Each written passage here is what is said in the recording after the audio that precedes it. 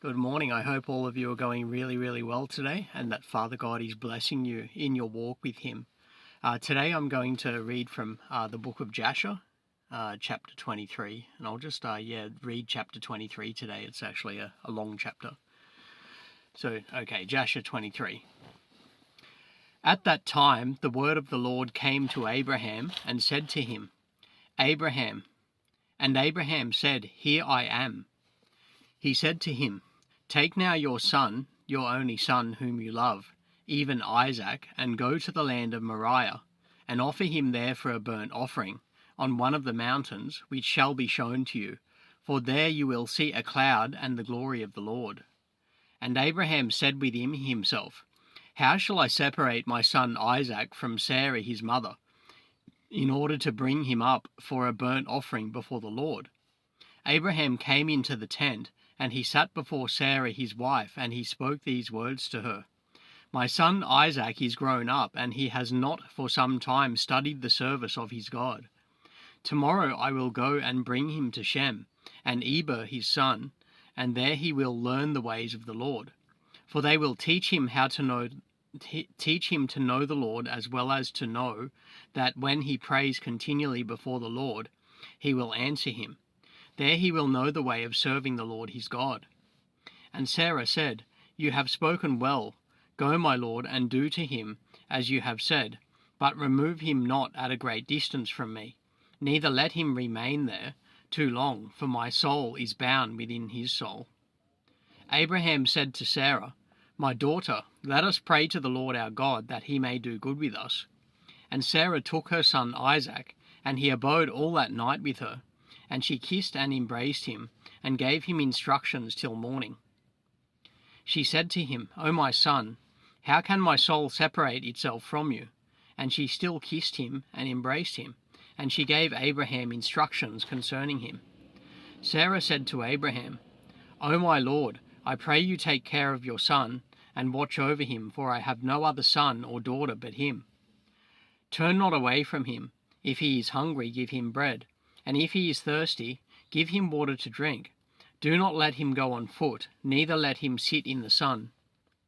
Neither let him go by himself in the road, neither force him from whatever he may desire, but do to him as he may say to you. Sarah wept bitterly the whole night on account of Isaac, and she gave him instructions till morning. In the morning Sarah selected a very fine and beautiful garment from those garments which she had in the house, that Abimelech had given to her. She dressed Isaac her son with them, and she put a turban on his head. She enclosed a precious stone in the top of the turban, and gave them provision for the road. They went forth, and Isaac went with his father Abraham, and some of their servants accompanied them to see them on their way. Sarah went out with them, and she accompanied them on the road to see them off. They said to her, Return to the tent.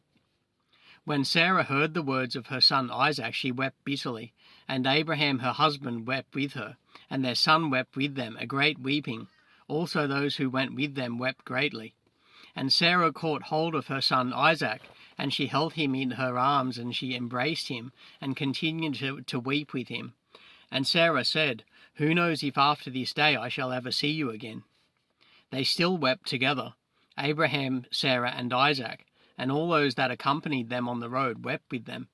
And Sarah afterward turned away from her son, weeping bitterly. Then all her men servants and maidservants returned with her to the tent. And Abraham went with Isaac his son to bring him up as an offering before the Lord, as he had commanded him. Abraham took 2 of his young men with him, Ishmael the son of Hagar, and Eliezer his servant, and they went together with them. While they were walking in the road, the young men spoke these words to themselves.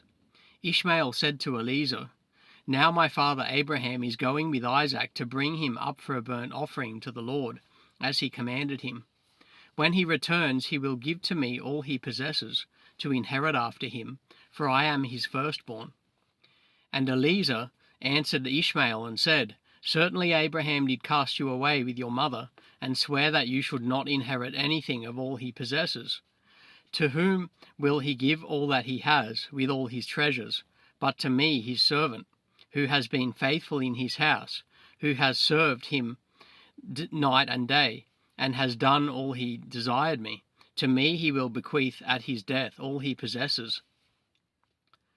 While Abraham was proceeding with his son Isaac along the road, Satan came and appeared to Abraham in the figure of a very aged man, humble and of contrite spirit. He approached Abraham and said to him, "Are you silly or brutish that you go to do this thing today to your only son? For God gave you a son in your latter days, in your old age, and will you go and slaughter him today because he committed no violence? And will you cause the soul of your only son to perish from the earth? Do you not know and understand that this thing cannot be from the Lord? For the Lord cannot do to man such evil on earth to say to him, 'Go slaughter your child.'" Abraham heard this and knew that it was the word of Satan, who endeavored to draw him aside from the way of the Lord. But Abraham would not listen to the voice of Satan, and Abraham rebuked him so that he went away. Satan returned and came to Isaac. He appeared to Isaac in the figure of a young man, comely and well-favored. He approached Isaac and said to him, "Do you not know and understand that your old silly father brings you to the slaughter today for nothing? Now therefore, my son, do not listen or attend to him, for he is a silly old man. Let not your precious soul and beautiful figure be lost from the earth." And Isaac heard this and said to Abraham, "Have you heard, my father, that which this man has spoken? Even thus has he spoken." And Abraham answered his son Isaac and said to him, "Take heed of him and do not listen to his words, nor attend to him, for he is Satan, endeavoring to draw us aside this day from the commands of God." Abraham still rebuked Satan, and Satan went from them. Seeing he could not prevail over them, he hid himself from them, and he went and passed before them in the road. He transformed himself to a large brook of water in the road. Abraham and Isaac and his 2 young men reached that place, and they saw a brook, large and powerful as the mighty waters. They entered the brook and passed through it, and the waters at first reached their legs, and they went deeper in the brook, and the waters reached up to their necks. They were all terrified on account of the water, and while they were going over the brook, Abraham recognized that place, and he knew that there was no water there before. Abraham said to his son Isaac, "I know this place in which there was no brook or water. Now therefore it is Satan who does all this to us, to draw us aside on this day from the commands of God." And Abraham rebuked him and said to him, "The Lord rebuke you, O Satan, be gone from us, for we go by the commands of God." And Satan was terrified at the voice of Abraham, and he went away from them. The place again became dry land, as it was at first. Abraham went with Isaac toward the place that God had told him. And on the 3rd day, Abraham lifted up his eyes and saw the place at a distance which God had told him of. A pillar of fire appeared to him that reached from the earth to heaven, and a cloud of glory on the mountain, and the glory of the Lord was seen in the cloud. And Abraham said to Isaac, "My son, do you see in that mountain, which we perceive at a distance, that which I see on it?" And Isaac answered and said to his father, "I see, and there is a pillar of fire and a cloud, and the glory of the Lord is seen on the cloud." And Abraham knew that his son Isaac was accepted before the Lord for a burnt offering. Abraham said to Eliezer and to Ishmael his son, "Do you also see that which we see on the mountain, which is at a distance?" And they answered and said, "We see nothing more than like the other mountains of the earth." Abraham knew that they were not accepted before the Lord to go with them. And Abraham said to them, "Stay here with the ass, while I and Isaac my son will go to yonder mount and worship there before the Lord, and then return to you." Eliezer and Ishmael remained in that place, as Abraham had commanded. And Abraham took wood for a burnt offering and placed it on his son Isaac, and he took the fire and the knife, and they both went to that place. When they were on the way, Isaac said to his father, "Behold, I see here the fire and wood, and where then is the lamb that is to be the burnt offering before the Lord?" And Abraham answered his son Isaac, saying, "The Lord has made choice of you, my son, to be a perfect burnt offering instead of the lamb." And Isaac said to his father, I will do all that the Lord spoke to you with joy and cheerfulness of heart. Abraham again said to Isaac his son, Is there in your heart any thought or counsel concerning this, which is not proper? Tell me, my son, I pray you. O my son, conceal it not from me. And Isaac answered his father Abraham, and said to him, O my father, as the Lord lives, and as your soul lives, there is nothing in my heart to cause me to deviate either to the right or to the left from the word that he has spoken to you.